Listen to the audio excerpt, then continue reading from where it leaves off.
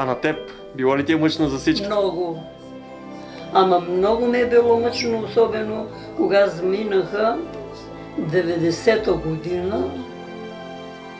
Заминаха, той беше на 3 месеца. Заминаха вече колко 25 години.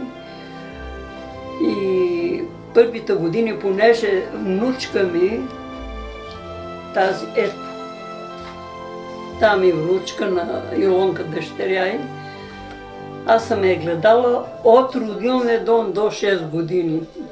И денем и нощем ми била при мен, те беха студенти. И тя е родена на 24 май и навърши 6 години и аз викам, предавам вече и тя 7-та година вече стана ученичка, първи клас. И на 9 години беше, когато замина за Холандия.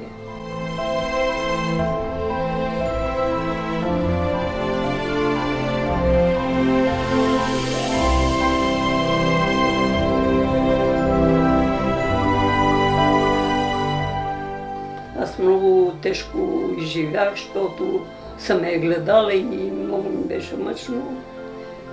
Обаче с течение на времето лекувах. Починава начало не можехме по телефона да говорим с писма, това, после сега вече идват много често, всяка година. Даже сега за рождения ден, тя тук 3 дена. 3 дена само за рождения ден и на 2 сутринта си заминава.